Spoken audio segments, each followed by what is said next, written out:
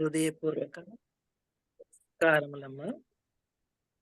ఈరోజు 5వ రోజు మనం క్లాస్ స్టార్ట్ చేసి, ఈరోజు 5వ రోజులోకి వచ్చాం. எனக்கு తలుపు తీయను ఇది ఇక్కడ. 4 రోజుల నుంచి చెప్పుకుంటున్నాం. వినిపిస్తుందమ్మా? వినపడుతుందమ్మా. మేడం వినపడుతుందండి. ఓకే అమ్మా, ఓకే. 4 ఆ, రోజుల నుంచి చెప్పుకుంటూ ఉన్నాం. మరి ఏం చెప్పుకుంటున్నాం అంటే మన గురించి చెప్పుకుంటూ ఉన్నాం అన్నమాట. మనం అంటే ఎవరు? శాశ్వతమైన స్థితి. వచ్చి మరి ఉండి వెళ్ళిపోయే శరీరం మనం కాదని, ఈ శరీరం వస్తుంది, కొన్నాళ్ళు ఉంటుంది, మళ్ళీ వెళ్ళిపోతుంది. అది మనం కాదు. మరి మనం ఎవరు? శరీరం రాకముందు కూడా మనం ఉన్నాము. శరీరం వచ్చిన తర్వాత కూడా మనం ఉన్నాం. ఈ దేహం పోయిన తర్వాత కూడా మనం ఉన్నాము. అది మనం అంటే ఏంటి? అది ఎలా ఉంది? మరి ఆకారంగా ఉందా? నిరాకారంగా ఉందంటే ఆకారము ఉంది దానికి, నిరాకారం ఉంది. ఇప్పుడు ఈ శరీరాన్ని ధరించక ముందు ఉంది. ఆ నేను అనేది ఉండబట్టే కదా! ఇవాళ మరి మనం ఇక్కడ రాజమండ్రిలో మనం అందరం ఉన్నాం కనుకే కదా! మరి కడతాలది ఎళ్లి వస్తూ ఉన్నాం కదా! అంటే ఒక చోట ఉంటేనే కదా! మరి వేరే ఒక చోటకి రావడానికి. మనం భూమి మీదకొచ్చామంటే అంతకుముందు కూడా మనం ఉన్నాం అన్నమాట.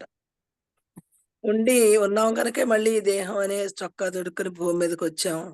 మళ్ళీ ఈ శరీరం విడిచిపెట్టేసిన ఎళ్ళిపోతూ ఉన్నారు. మన ఇంట్లో ఎవరైనా మరణిస్తే ఎళ్ళిపోయారని ఏడుస్తూ ఉన్నాం. అది ఎక్కడికెళ్తారు? మళ్ళీ ఇక్కడికే భూమి మీదకే చొక్కా మారుతుంది తప్ప వాళ్ళెక్కడికి వెళ్ళరనమాట. అనేది మనం ఈ దేహం అనేది మరి జడమని, ఆ నేను అనేది చైతన్యమని, దేహి, దేహము పక్కపక్కనే ఉండడం వల్ల మరి దీంతో సాంగత్యం చేయడం వల్ల దీని లక్షణాలన్నీ మనకొచ్చేసాయి. నేనుకొచ్చేసాయన్నమాట. ఇది పుడుతూ ఉంది, పెరుగుతూ ఉంది, మరణిస్తూ ఉంది. అలా నేను కూడా పుట్టేవాడిని, పెరిగేవాడిని, మరణించేవాడినని మనం సార్ దగ్గరికి రాకముందు ఈ దేహమే టోటల్‌గా 100% ఈ దేహమే నేననే భావాలతో ఉన్నాం. మనందరం కూడా. ఏదో గుడికెళ్ళడం, ఏదో కాసేపు గుడిలో దేవుడిని చూసి రావడం, మరి తర్వాత అసలు ఆ దేవుడి యొక్క యథార్థ స్థితి ఏంటి అనేది, అది నిజంగా చైతన్యము గల దేవుడా? లేకపోతే తనకి తానక్కడ ప్రతిష్ఠింపబడ్డాడా? లేకపోతే మనుషులు చేసిన దేవుడా? అనేది ఆ విచారణ కూడా మనకు లేదు. ఏ ఏ విగ్రహమైనా సరే, ఎక్కడైనా సరే మనుషులు చేసినయే తప్ప అవన్నీ కూడా తనకు తాను మరి భగవద్గీతలో చెప్పినట్టు యదా యదా హి ధర్మస్య గ్లానిర్భవతి భారత అభ్యుత్థానమధర్మస్య తదాత్మానం సృజామ్యహం అన్నారు కదా! ఒక శరీరం ధరించి నేను వస్తానయ్యా భూమి మీదకని అన్నాడన్నమాట. అంటే ఆయన ఎవరు తయారు చేయల. అవ్యక్తమే శరీరాదింద్రియాలయి వ్యక్తమయ్యి భూమి మీదకొచ్చి మరి మనందరం కూడా అట్టివాళ్ళమే. కానీ మనం మాత్రం మన ఉనికిని మర్చిపోయి, ఈ దేహము నేనని, ఈ చిన్న సంసారము నాది అని అలా పుట్టి, పెరిగి, మరణించే వరకు కూడా ఇయే భావాలతో ఉన్నాం. ఈ భావాలు ఎటువంటి భావాలంటే కించిత్వాది భావాలన్నమాట. కానీ మరి ధ్యానం చేయడం వల్ల, స్వాధ్యాయనం చేయడం వల్ల, సత్సంగం చేయడం వల్ల, శ్రోతవ్యం, మంతవ్యం, నిధిధ్యాసల యందు మనం కొంత సమయాన్ని కేటాయించడం వల్ల ఏమైందంటే, ఇప్పుడు మనం శరీరం నేను కాదు అని మనకి కొంతవరకు తెలిసింది. కానీ పరిపూర్ణంగా తెలియాలన్నమాట. నఖశిఖ పర్యంతము కూడా. అనుభవంలోకొచ్చేసేయాలి. ఏమో ఏ క్షణమో ఈ శరీరం విడిచిపెట్టే సమయం వస్తుందో తెలీదు. మళ్ళీ ఏమైపోతాం అస్తావ్యస్తం అయిపోయి మళ్ళీ జన్మలకెళ్ళిపోతాం అన్నమాట. అందుకని అకుంఠిత సాధన ఏ క్షణం ఆ క్షణమే ఎరుకతో ఉండాలన్నమాట. ఇవాళది ఇవాళే రేపటికి వాయిదా వేయకూడదు. భౌతికమైన విషయాలైతే రేపటికి వాయిదా వేయొచ్చు. ఈరోజు ధ్యానానికి, స్వాధ్యాయానికి, సత్సంగానికి మాత్రం ఎట్టి పరిస్థితిలోని కూడా వాయిదా వేయకూడదు. ఇక్కడ ఒక చిన్న చరణం పాడతాను చూడండి. భగవత్ సేవ చెయ్యాలంటే భక్త కోటిలో ఉండాలంటే రాత ఉండాలోయ్, భగవద్గీత ఉండాలోయ్. రావట్లేదు. డబ్బు డబ్బని ప్రాకులాడితే డబ్బే మన వెంట రాదోయ్ బాబు. ధనమే మూలం ఇదం జగత్తని చాటి చెప్పినది నిజమే కాని అంతరాత్మను తరచి చూస్తే మోక్షానికది ఆనకట్టరోయ్. భగవత్ సేవ చెయ్యాలంటే భక్త కోటిలో ఉండాలంటే రాత ఉండాలోయ్, భగవద్గీత ఉండాలోయ్. ఆలుబిడ్డలే అనురాగాలు, అన్నదమ్ములే అనుబంధాలు, భోగభాగ్యాలుతో తొలతూగూచూ ఉంటే భగవంతుని గోల మనకెందుకంటే ఇనప సంకెళ్ళు రాళ్ల గుగ్గిళ్ళు మన బ్రతుకంతా ముళ్ళ కంచెలోయ్. ఈ చరణం కోసం పాడానం ఇది. ఇంకా చాలా ఉంది, వద్దు మరి బాగా చెప్పుకుందాం మనం.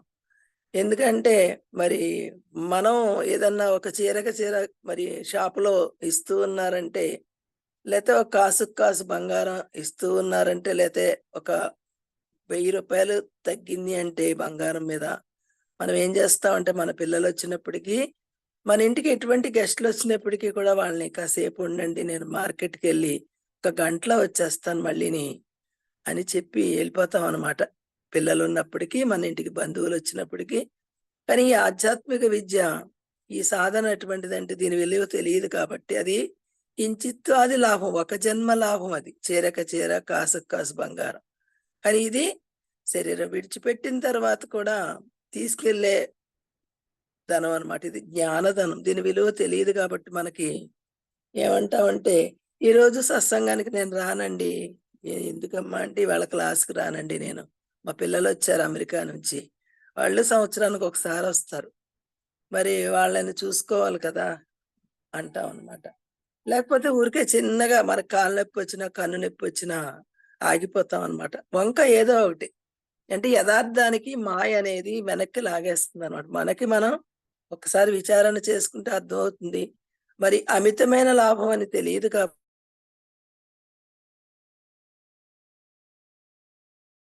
సాధన అనేది వాయిదా వేస్తాం అనమాట. కొంచెం ఏదైనా వంక దొరికితే చాలు ఆగిపోతాం అనమాట. అదేమనిపిస్తుంది, భౌతికమైనది, ఒక జన్మకు సంబంధించిన కర్మకాండ అంతా కూడా విలువైనదిగా కనిపిస్తుంది. మరి దీని విలువ తెలియలేదు కాబట్టి మరి దీన్ని వాయిదా వేస్తాం అనమాట. ఎప్పుడు వాయిదా వేయకూడదు. నీటి మీద నాచు మరి ఎట్లా అయితే ఒకరోజు మర్నాడు కూడా మళ్ళీ ఎలా ఆవరిస్తూ ఉందో నీరు కనిపించకుండా, ఇక్కడ కూడా అంతే. ఏ రోజు మనకు విచారం లేదో ఆ రోజు మళ్ళీ మనకు ఇవన్నీ నిజం అనిపిస్తాయి.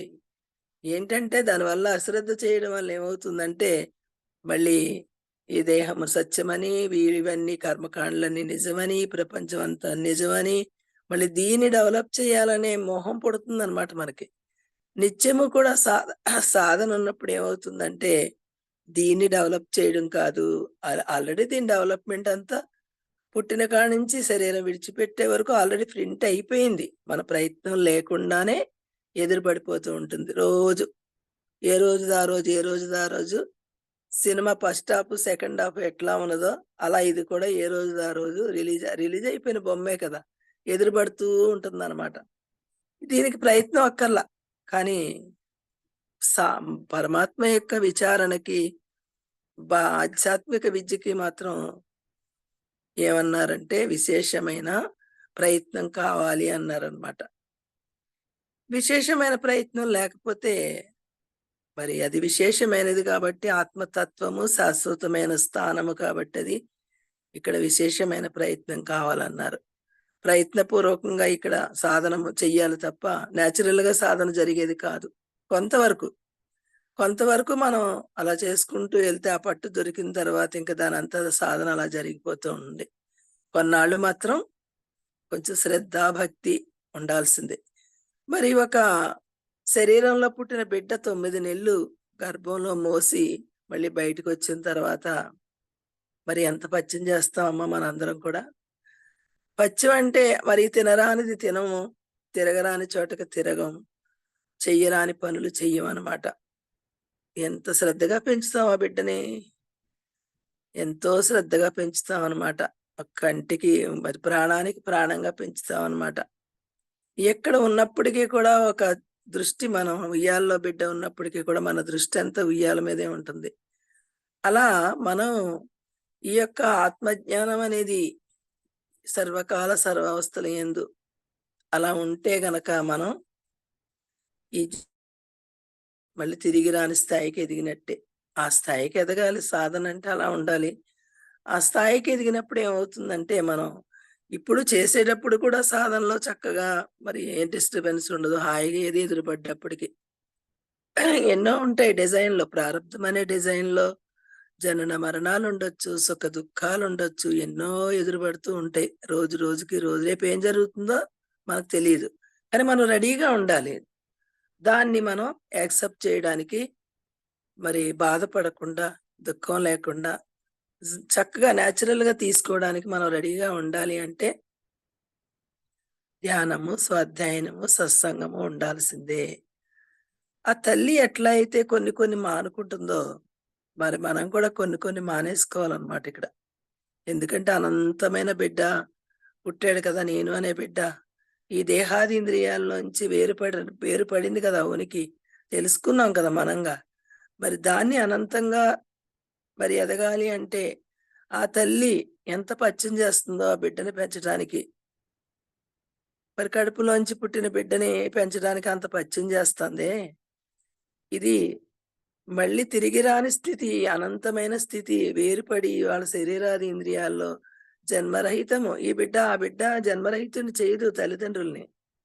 కర్మరహితుల్ని చేయదు ఆ బిడ్డ. కానీ ఈ నేను అనే బిడ్డుందే, ఇది మాత్రం జన్మరహితుడిని చేస్తుంది. కర్మరహితుడిని చేస్తుందనమాట. ఎవరైతే దాన్ని ఓపెన్ జేసి, దాన్ని పెంచుతున్నామో, అట్టి వాళ్ళకి మళ్ళీ జన్మ లేని స్థాయికి ఆ స్థితిని ఇస్తుందనమాట ఈ బిడ్డయితే. ఆ బిడ్డ ఏమిస్తాడు? ఎప్పుడో వృద్ధాప్యం వచ్చిన తర్వాత, మన కాలు చెయ్య వంగిన తర్వాత వాళ్ళు చూస్తారు అనే భావనతో మరి పెంచుతామనమాట. ఆ బిడ్డంటే మరి రుణమే కదా అది. ఆ బిడ్డని ఎంత శ్రద్ధగా పెంచుతున్నాం, ఈ జ్ఞానాన్ని కూడా మనం అలా అంత శ్రద్ధా భక్తులతో మరి దీన్ని పెంచుకున్నప్పుడు, రోజు రోజుకి మనం ఆ ఆత్మానందాన్ని అనుభవిస్తూ ఉంటాం అనమాట. ఆత్మానందం అంటే జారిపోని స్థితి, దుఃఖము లేని స్థితి, హెచ్చుతగ్గులు లేని ఆనందం అనమాట. ఇది కాసేపుండి, కాసేపు పోయేది కదా భౌతికమైన ఆనందం అంతా కూడా. అది అలా కాదు. ఎప్పుడూ కూడా శాశ్వతంగా ఏమి చూడకపోయినా, ఎక్కడికి వెళ్ళకపోయినా అది తానుగా ఉందనమాట. ఆ ఆనందాన్ని మనం పరిపూర్ణంగా పొందాలి ఈ జన్మలో. మనం వచ్చిందే ఆ పని మీదొచ్చాం. అయితే మరి దేహం యొక్క విచారణ జరుగుతుంది 4 రోజుల నుంచి. ఏది దేహి, ఏది దేహము అనేది చెప్పుకున్నాం. దేహి యొక్క లక్షణాలు చెప్పుకున్నాం. సత్తు, చిత్తు, ఆనంద లక్షణాలని. దేహం యొక్క లక్షణాలు చెప్పుకున్నాం. అనృత, జడ దుఃఖాలు అని. దేహి లక్షణాలు సత్తు, చిత్తు, ఆనందం అంటే సత్ అంటే మార్పు లేనిది. చిత్ అంటే మరి ఒకదాన్ని ప్రకాశించేది. ఆనందం అంటే అది యథార్థమైన తన స్థితి. తన ఒరిజినాలిటీ ఆనంద స్వరూపం అంటే భౌతికమైన వచ్చి పోయే ఆనందం లాంటిది కాదు. దాని స్వభావమే ఆనందము. ఏది దేహి యొక్క లక్షణాలు. ఇంకా దేహం యొక్క లక్షణాలు అనృత జడ దుఃఖాలు అనుకున్నాం. అబద్ధం ఈ శరీరం ఒక కాలంలో ఉంది, ఒక కాలంలో లేదు కాబట్టి అబద్ధమని మనం ఒప్పుకున్నాం. ఇక జడము అంటే ఇది గాఢ నిద్రలో ఇది కదులు మెదులు లేదు కాబట్టి ఇది జడము అని ఒప్పుకున్నాం. ఒక కాలంలో చైతన్యంగా ఉంటుంది. ఒక కాలంలో జడంగా ఉంటుంది కాబట్టి చైతన్యమైతే 3 కాలాల్లోని కూడా ఎప్పుడూ కూడా ఉండాలి కనుక ఇది ఒక కాలంలో కదలట్ల. అందుకని జడము అని ఒప్పుకున్నాం.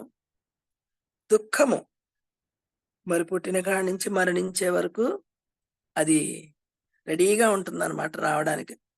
ఆ దుఃఖము మనసు ఎలా ఉంటుందంటే పిండేస్తుందన్నమాట మనసుని. మనసుని పిండేసి ఆ బాధ వర్ణనాతీతం అనుభవించిన వాళ్ళకి తెలుస్తుంది. అది ఆ దుఃఖం ఎటువంటి నిజమైన దుఃఖం వస్తే ఆ దుఃఖాన్ని దాటడం చాలా కష్టం అమ్మ అది. మరి అర్జునుడికి అటువంటి దుఃఖం వచ్చింది కాబట్టే వైరాగ్యపరుడు అయినాడు కాబట్టే ఆ జ్ఞానాన్ని చెప్పగానే యాక్సెప్ట్ చేశాడు. ఆ దుఃఖంలో ఉండగానే ఈ ఆనందం యొక్క విలువ తెలుస్తుందనమాట. దుఃఖం లేకపోతే ఈ ఆనందం యొక్క విలువ తెలీదు. అలా అన్ని లక్షణాలు తెలుసుకున్నా ఎప్పుడూ కూడా మనన చెయ్యాలి. నేను ఆత్మనా, అనాత్మనా, నేను ఆత్మస్వరూపుడిని కదా! ఇవన్నీ నాకు లేవు కదా! గత జన్మల్లో శరీరము నేను అని చేసిన కర్మలు ఎదురుపడుతూ ఉన్నాయి. ఎంతసేపుంటాయి? ఎంతసేపుంటాయి? ఏ కర్మ వచ్చినప్పటికి కూడా ఎంతసేపుంటుంది? కొంచెం సేపుండి ఒక రోజో లేకపోతే 10 రోజులు ఉండొచ్చు ఒక్కొక్క కర్మ. తొలగిపోతుంది కదా! అదే చివురాకుల కొసల నుండి జారిపడే మంచులాగా ఉన్నాయంట ఈ కర్మలన్నీ కూడా. ఎంతసేపు ఉంటుంది చిగురాకు మీద మంచు బిందువు ఎంతసేపు ఉంటుంది? చిన్న ఆకది, చిగురది. ఆ చిగురు మీద మంచు బిందువు వెంటనే జారిపోతుందనమాట. అలా ఇక్కడ కూడా ఏది వచ్చినప్పటికీ కూడా కొంతకాలం ఉంటుంది. అంతవరకు కూడా అది కూడా సత్యంగా దేహానికొచ్చింది తప్ప నాకు లేదని చక్కగా అలా విచారణ చేసుకుంటూ బాల్యమైపోయింది మనకి, యవ్వనం అయిపోయింది, కౌమార స్థితిలో ఉండొచ్చు కొందరు, వృద్ధాప్యంలో ఉండొచ్చు కొందరు. 4 రోజుల జీవితం. బాల్యము, యవ్వనము, కౌమారము, వృద్ధాప్యము. కానీ 100 ఏళ్ల జీవితంలాగా కనిపిస్తుంది. కానీ మన భావన ఎట్లా ఉందంటే ఒక 1,00,00,000 సంవత్సరాలు ఉంటుందేమో అనే భావనలో మనకనిపిస్తాంది. మనం ఎప్పుడు కూడా 100 ఏళ్ళు జీవితం, కానీ ఇది కూడా గ్యారంటీ లేదు. ఏ క్షణం ఇది పడిపోవచ్చు. మరి దీంతో పాటు ఈ సంసారం కూడా విడిచిపెట్టేయాలి. ఇంతవరకు నా వాళ్ళు అనుకున్న వాళ్ళు కూడా విడిచిపెట్టేయాలి. మరి ఇంత బాగా ఇంటిని మనం ఎంతో బాగా చూసుకుంటూ ఉంటాం అనమాట. చూసుకుని చక్కగా అమ్మో! నా ఇల్లు ఇవాళ క్లీన్‌గా ఉంది. చక్కగా అన్నీ కూడా బెడ్‌షీట్లు మార్చాను. మరి అన్నీ కూడా బూజులన్నీ దులిపాను. చాలా ఎంత బావుందో అని మురిసిపోతూ ఉంటాం అనమాట. ఆ ఇల్లుని కూడా విడిచిపెట్టేయాలి. ఈ దేహం అనే ఇంక లోపలికెళ్తే ఈ దేహం ఇంకా లోపలికెళ్తే ఈ దేహం ఉండే ఇల్లుని విడిచిపెట్టేయాలి. ఈ దేహం అనే ఇల్లుని కూడా విడిచిపెట్టేయాలి. మళ్ళీ ఇంకో కొత్త ఇల్లొస్తుంది.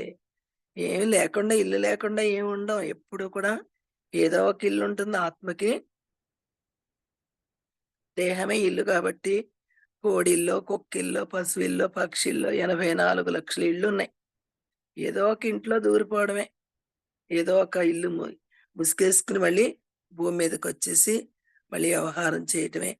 ఎక్కడా ఉండడానికి ఇంక ప్లేస్ లేదు అని చెప్తున్నాయి శాస్త్రాలు. ఈ శరీరం విడిచిపెట్టి మనం ఇల్లు ఎలా చెప్తుందంటే శాస్త్రం, మరి ఈ ఇల్లు విడిచిపెట్టిన తర్వాత మనం ఇంకో ఇల్లు మారుతూ ఉన్నామంటే, మరి దారిలో ఎక్కడైనా కాసేపు ఆగుతూ ఉన్నామా సామాన్లు పట్టుకుని? ఎక్కడైనా కాసేపు ఒక రోజు, 2 రోజులు లేతే ఒక నెల, 2 నెలలు ఉంటూ ఉన్నామా? ఇక్కడి నుండి ఆ ఇంటికి చేరడానికి ఎంత సమయం పడుతుందో తెలీదు గానీ, అప్పుడే బయటుంటున్నాం. మళ్ళీ ఇంకో ఇంట్లో చేరిపోతూ ఉన్నాం. అలా ఇక్కడ కూడా ఈ శరీరం విడిచిపెట్టిన తర్వాత మరి ఎక్కడో మళ్ళీ చెట్ల మీద, పుట్టల మీద మళ్ళీ లేకపోతే సూక్ష్మ శరీరంతో ఎన్నో లోకాలు తిరుగుతారు. అవన్నీ కూడా శాస్త్రాలు ఒప్పుకోవట్ల బ్రహ్మజ్ఞానంలో. ఈ శరీరాన్ని ఈ ఇంటిని విడిచిపెట్టి మరి ఒక ఇల్లు చేరడానికి ఎంత సమయం పడుతుందో, ఆ యొక్క భావన ఎలా ఉంటుంది? మళ్ళీ ఇంకో ఇంట్లోకెళ్ళిపోదామనే భావన ఉంటుంది తప్ప, మధ్యలో ఆగుదాం, ఈ సామాన్లు పట్టుకుని ఆగుతాం అంటే ఆగమనమాట. డైరెక్ట్‌గా ఇంకో ఇంటికెళ్ళిపోయి, మళ్ళీ ఈ సామాన్లన్నీ తీసుకెళ్ళి అక్కడ సర్దేసుకుంటాం. అలాగా సాక్షి, యజమాని, ఆత్మ ఈ సూక్ష్మ శరీరం అనే పనిముట్లు తీసుకొని, సూక్ష్మ శరీరం అంటే 17 ఇంద్రియాలని తీసుకొని, మళ్ళీ రుణం ఎక్కడుందో అక్కడ మళ్ళీ ఇంకో శరీరాన్ని ధరించి, ఈ సూక్ష్మ శరీరం 17 ఇంద్రియాలు ఉన్నవి కదా! ఈ 17 ఇంద్రియాలు మళ్ళీ ఇంకో చొక్కా తొడిగేసుకొని, మళ్ళీ భూమి మీదకొచ్చేస్తుందనమాట. వచ్చేసి మరి మన గత జన్మలో చేసిన కర్మలున్నవి కదా! సత్కర్మలు, దుష్కర్మలు, మిశ్రమ కర్మలు ఏ కర్మలు చేశామో తెలీదు గదా! మరి ఇప్పుడంటే మనం ధ్యానం చేస్తూ ఉన్నాం.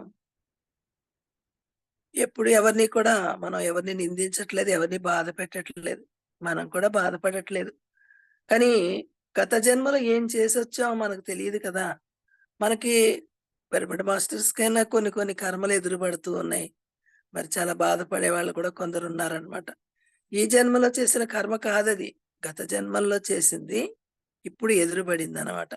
అయినప్పటికీ కూడా ఈ సాధన ఉంటే మనకి ఎటువంటి కర్మైనా సరే దూది పింజలాగా పర్వతం అంత కర్మైనా సరే దూది పింజలాగా అయిపోతుంది అర్జున అని చెప్పారనమాట భగవద్గీతలో.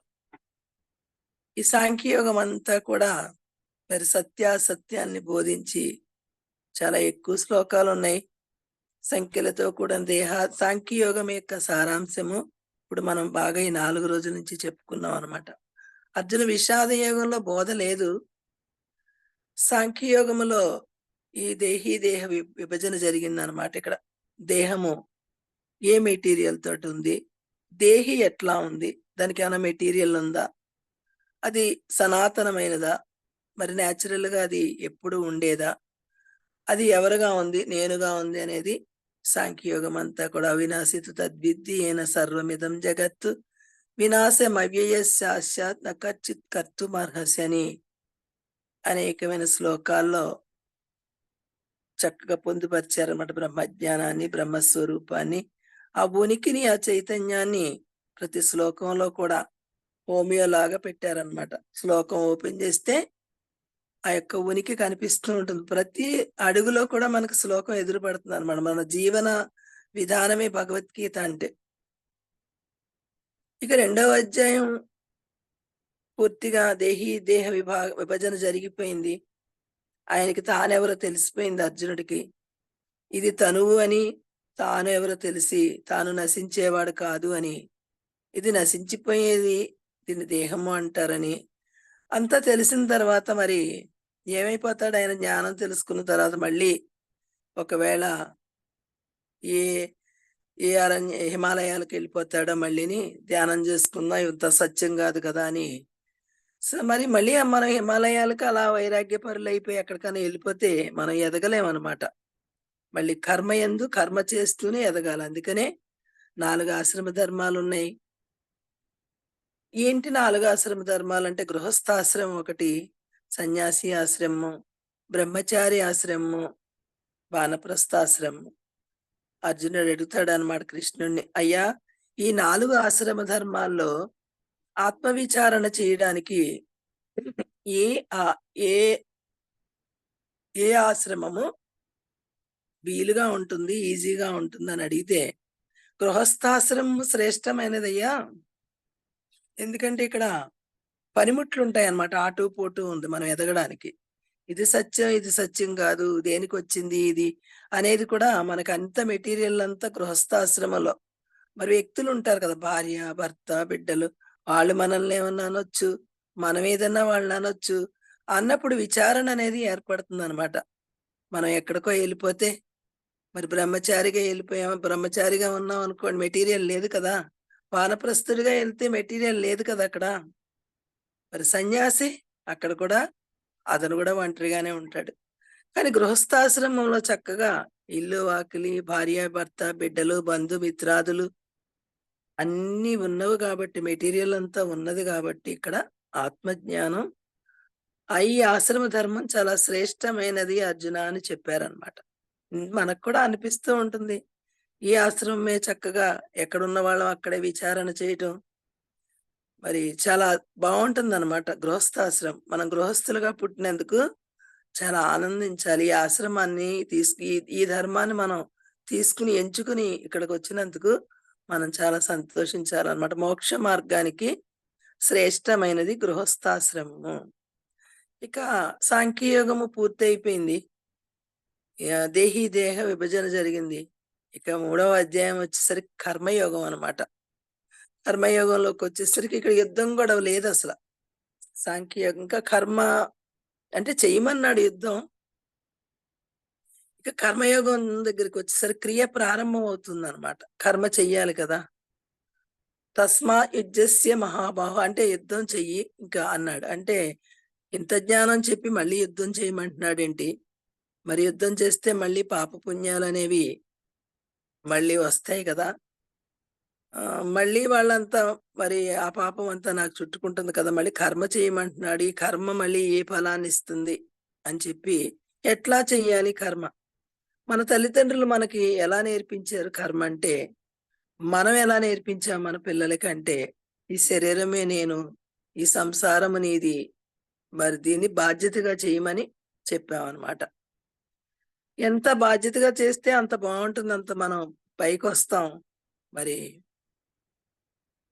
ఈ సంపాదన కొంచెం శ్రద్ధుంటే సంపాదించుకుంటే ధనం ఉంటే హాయిగా ఉంటామని చెప్పి, బిడ్డల్ని బాగా పెంచాలి, ధనాన్ని బాగా పెంచాలి, శరీర ఆరోగ్యం చూసుకోవాలి అని చెప్పి మన తల్లిదండ్రులు మనకు చెప్పారు కాబట్టి కానీ ఇప్పుడు మళ్ళీ కృష్ణుడు అర్జునుడికి కర్మయోగాన్ని ఎందుకు చెప్పాల్సొచ్చింది? మళ్ళీ ఇక తత్కిం కర్మణి ఘోరే మాం నియోజయసి కోసవ వ్యోమి శ్రీరేనేవ వాక్యేన బుద్ధిం మోహేసివమే అన్నాడు. అంటే బుద్ధి గలవాళ్ళు ఎవరైనా మళ్ళీ ఇటువంటి కర్మ చేస్తారా? మళ్ళీ మామూలుగా యుద్ధం చేయమంటున్నావు కదా నువ్వు. మళ్ళీ ఇంతవరకు చెప్పిందేమో జ్ఞానం చెప్పావు, ఆత్మస్వరూపుడివి నువ్వని చెప్పావు. మరి ఇప్పుడేమో మళ్ళీ యుద్ధం చేయమంటున్నావు. బుద్ధి గలవాళ్ళు చేసే కర్మేనా ఇది అని అడిగాడు. అంటే కర్మయోగం ఎందుకు చెప్పాల్సొచ్చిందంటే, అది ప్రారబ్ధాన్ని నుండి ఒత్తిగిలడానికి ఎవరికీ ఛాన్స్ లేదనమాట. మళ్ళీ ఏమవుతుందది? చిగురిస్తుంది. ప్రారబ్ధం అనేది పక్కన పెడితే చిగురిస్తుంది. మళ్ళీ జన్మకొచ్చేస్తుంది మరు జన్మకి. ఈ జన్మలో మనం అనుభవించకపోతే, అనుభవించటం అంటే ఈ భార్య, ఈ భర్త, ఈ బిడ్డల యొక్క రుణాలు తీర్చడమే. మరి అది తీర్చకపోతే ఏమవుతుంది? మళ్ళీ మనం పారిపోతే ఏమవుతుంది? అవి మళ్ళీ వెంటాడుతూ ఉంటాయన్నమాట. క్షయము, రుణక్షయము అని. రుణం తీరాలి అంటే మరి సంసారంలో ఉండాలి, భార్య దగ్గర ఉండాలి, భర్త దగ్గర ఉండాలి, బిడ్డల దగ్గర ఉండాలి. ఎవరిని కూడా విడిచిపెట్టడానికి ఛాన్స్ లేదు. అందుకే గృహస్థాశ్రమం అన్నారు. వాళ్ళు ఏదో ఒకటి అంటూ ఉంటారు. మనం కూడా మన భావన ఎలా ఉంది? పూర్వం మన భావన ఎలా ఉంది? పూర్తిగా 100% కూడా శరీరము నేను, నన్నంటావా? నన్ను, నా భర్త, నా బిడ్డలు,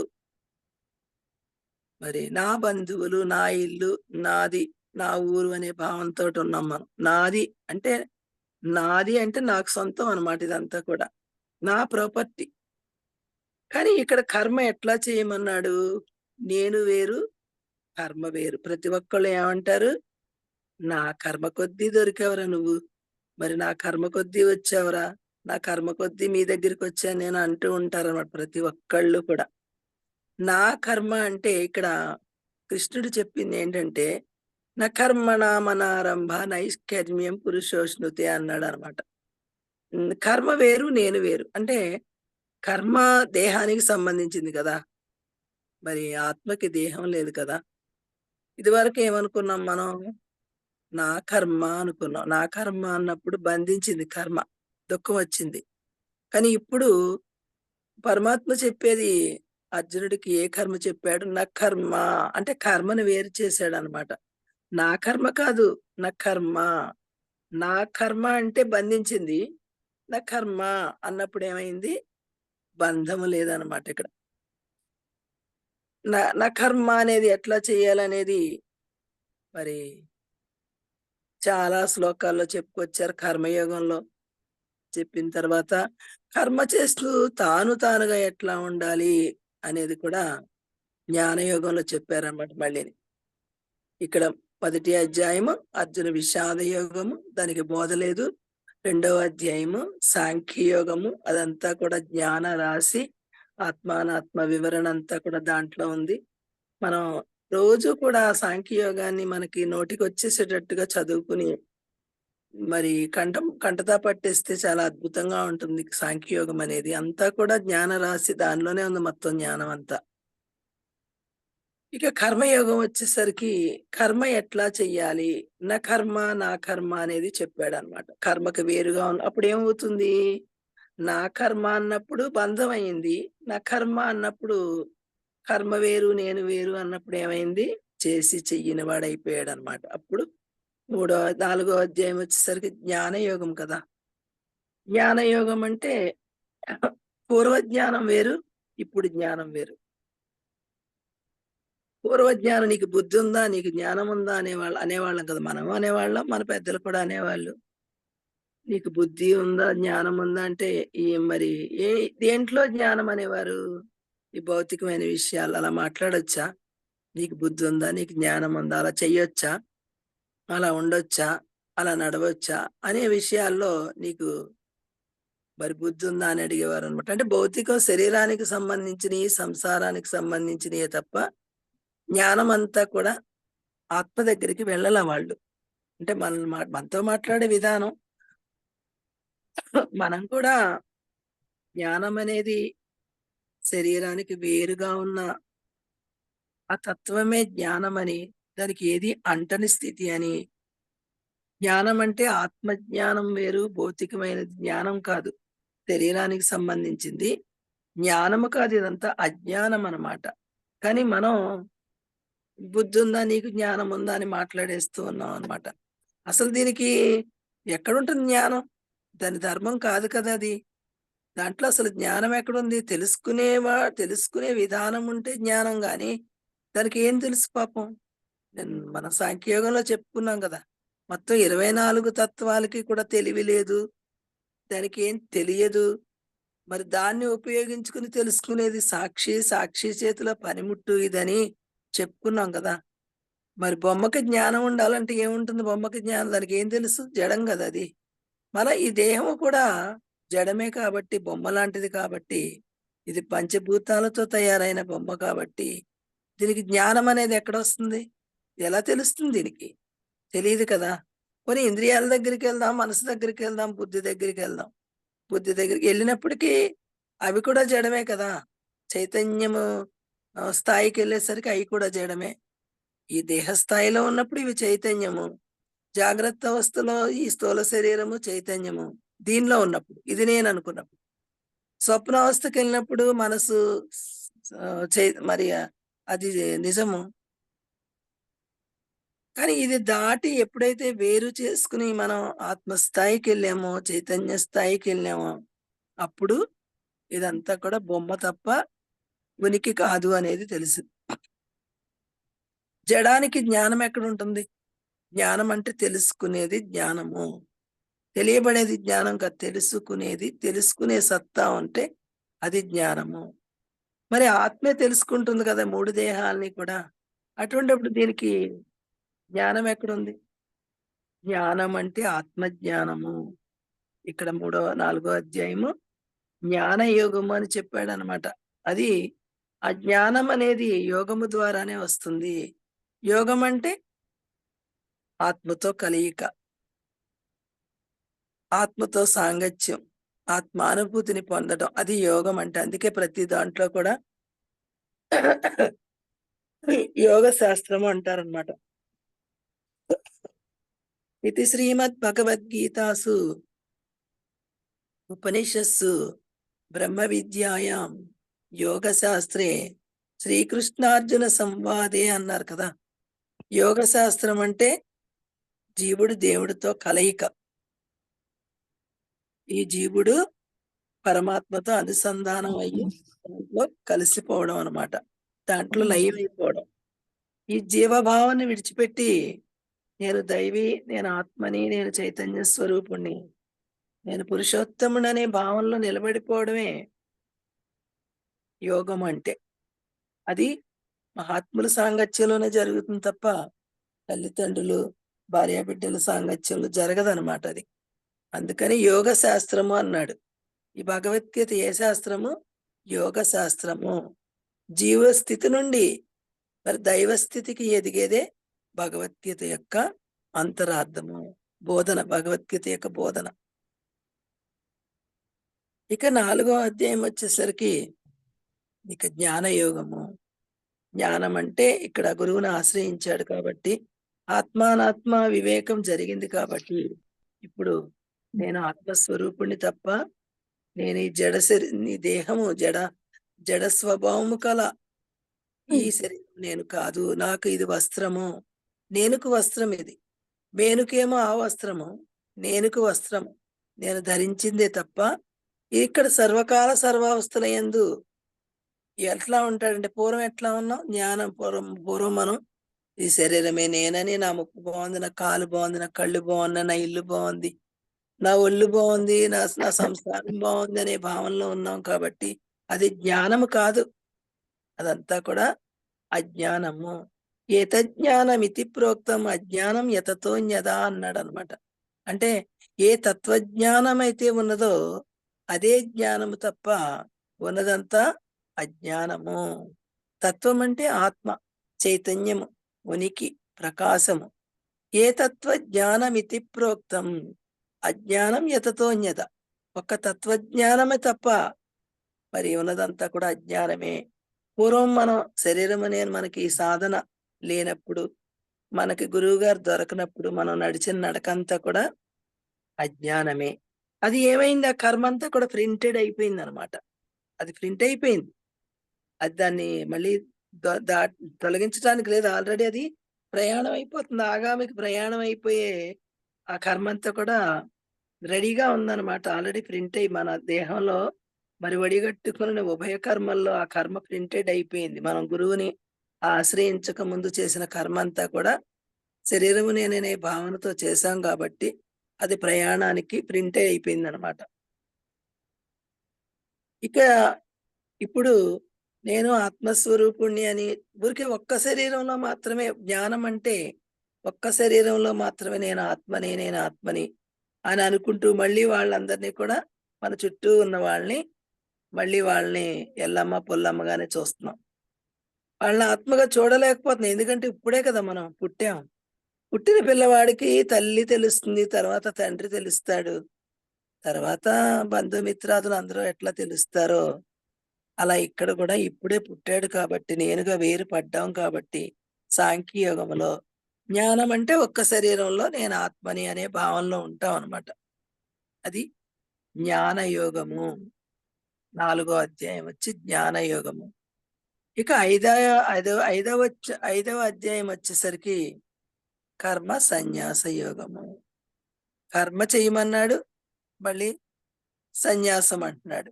కర్మను కూడా సన్యసించమంటూ ఉన్నాడు. మరి కర్మ చేసిన తర్వాత సన్యసించడం ఎట్లా కుదురుతుందని మన తల్లిదండ్రులు మనకి బోధించల. కానీ ఇప్పుడు మన జ్ఞానం తెలుసుకున్నాం కాబట్టి శాస్త్రాలు ఏం చెప్తున్నాయి? కర్మ సన్యాసం అంటే చేసి చెయ్యనివాడు. కర్మ సన్యాసం అంటే చేసి చెయ్యనివాడు. ఏది చేస్తూ ఉంది కర్మ? ఆత్మసత్తా చేత మరి ఈ దేహాదీంద్రియాలు ఉదయం లేచిన కాడ నుంచి మళ్ళీ పడుకునే వరకు కూడా కర్మ చేస్తూనే ఉంది. జాతు తిష్టస్య కర్మకృతు. ఒక్క క్షణమపి జాతు తిష్టస్య కర్మకృతు అన్నారు. అంటే ఒక్క క్షణము కూడా కర్మ చేయకుండా ఉండలేం కదా! మరి మనం ఒకవేళ కాలుతో తిరగకపోవచ్చు. చేతులు కట్టుకుని కూర్చోవచ్చు. కానీ లోపల మరి కిడ్నీ పనిచేస్తాంది, లివర్ పనిచేస్తుంది, హార్ట్ పనిచేస్తుంది. శ్వాసలు తీసుకుంటూ ఉన్నాము. ఇవన్నీ జరుగుతూ ఉన్నాయి కదా! ఒక్క క్షణము కూడా కర్మ జరగకుండా కుదరదనమాట. అందుకని క్షణమపి జాతు తిష్టస్య కర్మకృతు. ఒక్క క్షణము కూడా కర్మ జరగకుండా ఉండదు. అండ్ కాళ్ళు చేతులు కట్టుకుని కూర్చుందాం 24 గంటలు అంటే అది జ్ఞానము కాదు. శరీర యాత్ర జరగాలి. శరీర యాత్ర పిచ్చితే నప్రసిద్ధేదా కర్మణః. శరీర యాత్ర జరపాలి. మళ్ళీ దీనికి సంబంధించిన వాళ్ళున్నారు కదా! రుణాలు ఎదురుపడ్డవు కదా! అవన్నీ కూడా చాలా శ్రద్ధతో, ప్రేమతో చేయమని చెప్పాడనమాట. మరి ఇదివరకు ఎట్లా చూసామంటే, నా భర్త, నా పిల్లలు అన్నప్పుడు మోహపూరితంగా చూసాం. నా భర్త అంటే శరీరమే నా వాళ్ళనుకున్నాం. ఈ శరీరము నేను అనుకున్నాం. ఆ శరీరాలు నా భర్త అనుకున్నాం. నా పిల్లలు అనుకుని వాళ్ళ మీద ఉన్న ప్రేమ ఎటువంటి ప్రేమ అంటే యథార్థమైన ప్రేమ కాదది. మోహపూరితమైన ప్రేమ. కానీ ఇప్పుడు జ్ఞానం తెలుసుకున్న తర్వాత వాళ్ళల్లో ఉన్నది కూడా నేనే. నాది అన్నప్పుడు, నేనే అన్నప్పుడు ఎంత దూరం వెళ్ళామో చూడండి. ఎంత ఎంత అద్భుతంగా ఉంది. నాది అనుకున్నప్పుడు ఎలా ఉంది. నేనే అనుకున్నప్పుడు ఇంకా 100 రెట్లు పెరిగింది కదా ప్రేమనేది. నాది ఎట్లా అంటే, ఇప్పుడు మన ప్రవాహం వరదలొచ్చినియి. ప్రవాహంలో కొట్టుకెళ్ళిపోతున్నాడు భార్య గాని, భర్త గాని. కొట్టుకెళ్ళిపోయినప్పుడు ఏం చేస్తాడు భర్త? సాధ్యమైనంత వరకు భార్యని రక్షించుకుందాం అనుకుంటాడు. ఏంటి? నా భార్య. నా భార్యని నేను రక్షించుకుందాం అనుకుంటాడు. కానీ తను కూడా ఆ ప్రవాహంలో కొట్టుకుపోయే స్థితి వచ్చినప్పుడు ఏం చేస్తాడు? తనని తాను రక్షించుకుంటాడు తప్ప, నా భార్యని కూడా వదిలేస్తాడనమాట. ఎందుకంటే సాధ్యపడలా. కానీ తన రక్షణ కావాలి కదా! ముందు తన రక్షణ కావాలి కదా! తను బతికుంటే ఏదో ఒకటి ఏదోలా బతకొచ్చు భార్య లేకపోయినా. అలా నాది అనుకున్నప్పుడు ఎట్లా ఉందంటే మోహపూరితమైనది నాది. కానీ నేను అనుకున్నప్పుడు ఇంకా అద్భుతమైన ప్రేమ. మనం చాలా 100% న్యాయాన్ని చేకూరుస్తాం అన్నమాట. ఆ ప్రేమ అనే దాంట్లో. నా భార్య అన్నప్పుడు వేరుగా ఉంది. అక్కడ నేనే ఉన్నాను. భార్యలో నేనే ఉన్నాను. భర్తలో నేనే ఉన్నాను. బిడ్డల్లో నేనే ఉన్నాను. అనే దాంట్లో ఎంత దగ్గరైపోయిందంటే ఇంకా హెచ్చించామా? తగ్గించామా? ప్రేమని. వాళ్ళని చూడటంలో కానీ, మనకింకా శ్రద్ధ పెరిగిందా? తగ్గిందా? అంటే హెచ్చించామనమాట ప్రేమని ఇంకా. ఇంకా దగ్గరయ్యాం మనం. ఇంకా అద్భుతంగా చూడగలం అనమాట వాళ్ళల్లో. నేనే అన్నప్పుడు నా చెయ్యి నేను కోసుకోను గదా! మరి నన్ను నేను తిట్టుకోను గదా! నన్ను నేను బాధ పెట్టుకోను కదా! అక్కడ కూడా నేనే ఉన్నానన్నప్పుడు మనం ఇంకా బాగా చూడగలిగామనమాట. మరి మీకు అర్థమైందో లేదో ఈ ఈ ఈ ఈ యొక్క శబ్దం చాలా అద్భుతంగా ఉంటుందనమాట. కర్మ సన్యాసం అనేది చేసి చెయ్యని వాడిగా ఉండమన్నాడు. అంటే ఏది చేస్తూ ఉంది? కర్మ ఏది చేస్తూ ఉంది? ఏది చేయట్లేదు? శరీరం చేస్తా ఉంది తప్ప కర్మ ఆత్మకి సంబంధం లేదు. ఆత్మ ఎలా ఉంది? అంటకుండా ఉంది. కన్ను చూస్తూ ఉన్నా విలక్షణంగానే ఉంది. కర్మ జరుగుతుందక్కడ. కాలు నడుస్తూ ఉన్నా విలక్షణంగా ఉంది. కర్మ జరుగుతూ ఉందక్కడ. మనసు సంకల్పిస్తూ ఉంది. అయినా మనసుకు కూడా వేరుగా ఉంది ఆత్మ. కర్మ జరుగుతూ ఉంది కదా! అప్పుడేమైంది? నా కర్మ అయిందనమాట. నా కర్మ పూర్వం నా కర్మ, ఇప్పుడు నా కర్మ. నా కర్మ అన్నప్పుడు చేసిన కర్మ ప్రింట్ ఔట్‌ల. ఇదివరకు నా కర్మ అన్నప్పుడు అంతా కూడా ప్రింట్ అయిపోయిందనమాట.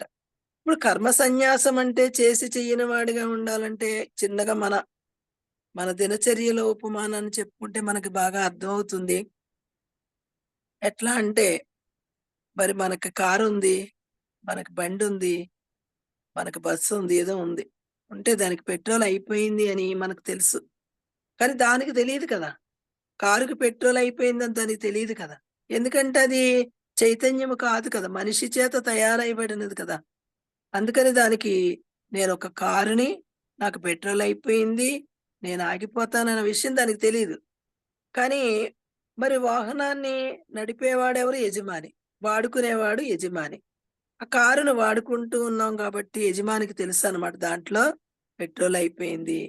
దాంట్లో గాలి తగ్గిపోయింది. కాబట్టి దానికి గాలి కొట్టించాలి అని పెట్రోల్ కొట్టించాలని యజమానికి మాత్రమే తెలుసనమాట. ఏం జేస్తాడు? తీసుకెళ్ళి బండి పెట్రోల్ బంక్ దగ్గర పెట్టి చక్కగా ఫుల్ ట్యాంక్ చేయించాడు. చేయించినప్పుడు అది ఫుల్లుగా తాగేసింది. చాలా ఇంపార్టెంట్ సబ్జెక్టు. ఫ్రెండ్స్ బాగా వినండి. మరి అశ్రద్ధగా వింటే పనులు చేసుకుంటూ వింటే అర్థం గాదు. కూర్చొని వింటేనే అర్థమవుతుంది. ఏకాగ్రతగా ఏకాకి యతచిత్తాత్మ నిరాశేర అపరిగ్రహ అన్నారనమాట. ఇలా ఏకాగ్రతగా వింటేనే అర్థమవుతుందనమాట. ఎట్లా ఉండాలి బోధ? తైలధార వలె ఉండాలి బ్రహ్మజ్ఞానం అనేది. ఒక డబ్బాలో నూనె ఒక బాటిల్‌లో పోస్తున్నాను అనంటే, మరి ఎలా ఉంటుంది ఆ దార? మరి మా దృష్టి మారిస్తే మనకు ఆ దార బాటిల్‌లో పడుతుందా? అంతా కూడా నేలపాలైపోతుందనమాట. అలాగా బ్రహ్మజ్ఞానము భగవద్గీత యొక్క సారాంశం వినేటప్పుడు అంత ఏకాగ్రతగా వినాలి. ఇది చాలా ఇంపార్టెంట్ పాయింట్ ఇది. ఏంటంటే, మరి వాహనాన్ని తీసుకెళ్ళి పెట్రోలు కొట్టవయ్యా అన్నాడు. అంటే, మరి ఎంతండి అని అడిగాడు. అంటే, ఫుల్ ట్యాంక్ చెయ్యవయ్యా అన్నాడు. ఆ ఫుల్ ట్యాంకు కొట్టేశాడు. అది ఆ పైపు లోపల పెట్టాడు. పెట్రోల్ కొట్టేశాడు. తాగేసింది ఫుల్లుగా. మరి కడుపు హాఫ్‌గా తాగిందా అంటే, లేదు అర్ధాకిలిగా తాగిందంటే, లేదు లేదు. ఫుల్లుగా తాగేసింది. కడుపు నిండా ట్యాంక్ కడుపే గదా దానికి. ఫుల్లుగా తాగేసింది. తాగేసిన తర్వాత మరి యజమాని అక్కడే ఉన్నాడు కదా! ఎవరు తాగారు అంటే బండి తాగేసింది. దానికి తెలుసా? తెలీదు. మరి యజమాని తాగాడా? యజమాని తాగల. కానీ మరి దానికి తాగినట్టు తెలుసు నేను తాగాను అని అంటూ ఉందది? అనట్ల. మరి ఇతను తాగలేదు. ఇతను తాగలేదు, అది తాగింది. తాగిన దానికేమో తెలివి లేదు. తాగనోడికేమో తెలివుంది. మరిప్పుడు క్రియ జరిగింది గదా! పెట్రోల్ కొట్టించాం గదా మనం. ఆ కర్మ యజమానికంటిందా? లేకపోతే బండికంటిందా? అంటే బండికేమో తాగిన దానికేమో తెలివి లేదు. మరి కొట్టించినోడికేమో తెలివుంది. కానీ తాగలేదుగా. ఆ కర్మ ఏమైంది? అంటలేదనమాట. చేసి చెయ్యని వాడు అయిపోయాడనమాట ఆ కర్మ. అలా ప్రతి కర్మలో కూడా ఆ భావన ఉన్నప్పుడు, దీని కొరకు చేస్తూ ఉన్నాను నేను. నా కొరకు కాదు అని చేస్తున్నప్పుడు ఏమవుతుందంటే ఆ కర్మ ప్రింట్ అవ్వదనమాట. అది అకర్మ. అది చేసి చెయ్యనివాడు అదే కర్మ సన్యాసము. ఆ యొక్క కర్మ గురించి అంత అద్భుతంగా చెప్పారు పరమాత్మ. భగవద్గీత ఉండడం వల్ల మనకి ఇవన్నీ కూడా మరి అంటే స్టాంప్ వేసుకోవడానికి భగవద్గీత దొరికిందనమాట. లేకపోతే ఏమో సందేహం ఉండేది. సందేహంగానే ఉండేవాళ్ళం. ఇక్కడ గురువాక్యము, శాస్త్రవాక్యము, అనుభవ వాక్యము అన్నారనమాట. ఇప్పుడు శాస్త్రం చెప్పింది గురువుగారు చెప్పారు. శాస్త్రాన్ని వాళ్ళ గురువు ద్వారా విన్నారు. విని మరి గురువుగారు ఏం చేశారంటే అనుభవించి మళ్ళీ శిష్యుడికి చెప్పారనమాట. చెప్పినప్పుడు ఏమైంది? శాస్త్రాన్ని అనుసరించి చెప్పారు. ఆయన ఏదో ఊరికే ఆయనకు వచ్చిన ఆలోచన కల్లబొల్లి మాటలు చెప్పలా. ఆయన చెప్పింది గురువు ద్వారా విని చెప్పారు. ఆ గురువు శాస్త్రాన్ని అనుసరించి చెప్పాడు. కాబట్టి శాస్త్రవాక్యము, గురువాక్యము, అనుభవ వాక్యము. బ్రహ్మజ్ఞానం అంటే త్రిపుటి కలిసినప్పుడే అది జ్ఞానం అయిందనమాట. శాస్త్రాన్ని అనుసరించి మహాత్ములు చెప్పారు. మళ్ళీ వాళ్ళు అనుభవించి చెప్పారు. వాళ్ళు మళ్ళీ మనకు చెప్పారు కాబట్టి మన అనుభవంలో చూసుకోవాలి. త్రిపుటి ఒక్కటి అయినప్పుడే మనకి ఆనందం వస్తుందన్నమాట. మనకి సందేహ నివృత్తి కలుగుతుంది. శాస్త్రవాక్యము, గురువాక్యము, అనుభవ వాక్యము. మన అనుభవంలో చూసుకోవాలి. లేకపోతే నమ్మొద్దు. శాస్త్రం చెప్పినా, దాని తాత చెప్పినా, ఎవరో చెప్పినా మనకు అనవసరం. మనకెందుకు? మన అనుభవంలో కరెక్ట్ గా ఉందా లేదా అనేది చూసుకోవాలి. నేనైతే ఒక పట్టాన్ని ఏ విషయాన్ని కూడా నమ్మను. నాకు యథార్థంగా ఎదురు పడితే తప్ప, నా అనుభవంలో ఉంటేనే తప్ప నేనేది స్వీకరించను. అది ఎటువంటిదైనప్పటికీ కూడా. ఈ ప్రపంచంలో ఎవరి కోసం నేను జీవించను. నా కోసమే నేను జీవిస్తాను. పుట్టిన కాడి నుంచి కూడా నేను అదే రీతిలో పెరిగాను, పెద్దయ్యాను. నేనెప్పుడు తల్లిదండ్రులు మరి భయంతో నేను బతకలేదు. నేను స్వతంత్రంగానే బతికాను. ఆళ్ళని కూడా ఎదిరించి. తర్వాత భర్త భయభక్తుల్లో నేను పెరగలేదు. ఇప్పుడు పిల్లలున్నారు. పిల్లల భయభక్తుల్లో కూడా నేను పెరగను. ఎందుకంటే నా ఇష్టానుసారంగానే నేను బతుకుతాను తప్ప ఎవరిష్టంగా నేను ఉండను. పిల్లలు ఒకవేళ ఇలా ఉండు అనంటే వెంటనే ప్రయాణం. తిరిగిపోయి నా ఆశ్రమంలో నేనుంటాను ఎలా అయినా. ఎందుకంటే ఏదో ఒకటే చెప్తాను ఎవరికైనా. నా తండ్రి శరీరం ఇచ్చాడు కాబట్టి ఈ శరీర పోషణ చివరి గడియ వరకు దీని పోషణ నిమిత్తం నా తండ్రి ఇచ్చాడు. శరీరం తండ్రి ఇచ్చాడు కదా! మరి ఆ పోషణ నిమిత్తం ఇచ్చాడు నా తండ్రి. అది నాకు చాలు. ఏం కావాలి? మరి ఒక గూడు, కాస్త కూడు, ఏదో కాస్త బట్ట. పూర్వం ఏమనుకున్నాం? ఏదో మెహల్ కావాలి అనుకున్నాం. ఇప్పుడు అసలు ఆ మెహల్ కూడా నాదే కదా ఈ సృష్టిలో. సృష్టి అంతా నాదైనప్పుడు ఒక మెహల్ ఎందుకు నాకు? ఇదివరకు ఏమనుకున్నాం? పట్టు వస్త్రాలు కావాలని అనుకున్నాం. పట్టు వస్త్రాలు ఎందుకు అసల? అసలు సృష్టి అంతా నాదే అయినప్పుడు ఈ చిన్న బొమ్మకి ఏ చీర కడితే తెలుసు దీనికి? పట్టుది కడితే తెలుసా? లేతే కాటన్ కడితే తెలుసు? ఏం తెలుసు? ఆనందం అనేది లోపల ఉంది తప్ప బయట లేదు అనేది పూర్తిగా తెలుస్తుందన్నమాట జ్ఞానం ద్వారా. కాబట్టి ఏదైనా సరే మనకు అనుభవంలో లేకపోతే నమ్మొద్దు, ఆచరించొద్దు. మన అనుభవంలోకి వచ్చిన తర్వాత మనం ఆచరిద్దాం. ఎవరో చెప్పారు, ఏదో చేశారు అని భయపడి, మరి భయపడుతూ జీవించకూడదనమాట. ధీరస్తత్ర న ముహ్యతి. ధీరులలాగా జీవించమని చెప్పిన ఈ శాస్త్రాలు, ఉపనిషత్తులు, కృష్ణుడు అదే చెప్పాడు. అయ్యా నేను చూడు ధీరుడిలాగా ఉన్నాను, నువ్వు పిరికివాడిలాగా ఉన్నావు. ఎందువల్ల అంటే జ్ఞానం తెలియకపోవడం వల్ల. జ్ఞానం తెలుసుకుంటే ఆ ధీరత్వం అనేది వస్తుందనమాట. ఎవరికీ భయపడాల్సిన అవసరం లేదు. ఎవరి ద్వారా ఎవరు కూడా జీవించట్లా. ఎవరు తెచ్చుకున్న కర్మని వాళ్ళు అనుభవిస్తూ ఉన్నారు. ఎవరికి వాళ్ళు ఎవరెడీగా సర్వ స్వతంత్రులనమాట. మానవులు మా ప్రతి జీవరాశిలో కూడా భయపడుతూనే బతికాం. ఒకదాని మీద ఆధారపడ్డాం. కానీ ఇప్పుడు ఎవరెడీగా ఆత్మస్వరూపులం కాబట్టి మనం మానవుడి జన్మకొచ్చిన తర్వాత ఎవరికి భయపడుతూ బతకడం అనేది మానవత్వం కాదనమాట. అలా శాస్త్రవాక్యము, గురువాక్యము, అనుభవ వాక్యము.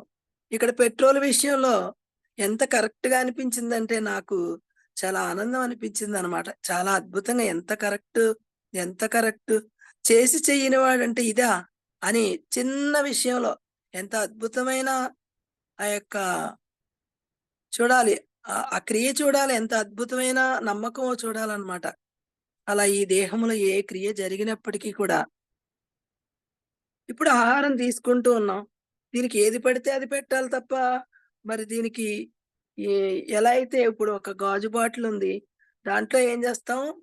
మరిగే పాలు గాని, నీళ్లు గాని పోస్తే ఏమవుతుందది? పగిలిపోతుందనమాట. అలా దానికి సరిపడా నీళ్లు ఎట్లా పోస్తామో మనం తెలుసుకుని, అలా ఈ దేహము నా వాహనం కాబట్టి దీనికి ఏది పడుతుందో అది పెట్టాలి. దీనికి ఏది కట్టాలో అది కట్టాలి. దీన్ని ఎక్కడ తిప్పాలో అక్కడ తిప్పాలనమాట. అంతేకాని మరి ఇష్టం వచ్చినట్టుగా దీనికి కర్మకాండలన్నీ కూడా పనికిరాని వ్యర్థమైన కర్మలు మోఘాస మోఘ కర్మాణం మోఘజ్ఞాన విచేతసః రాక్షసీం ఆసురీం చైవ అని చెప్పారనమాట ఇక్కడ.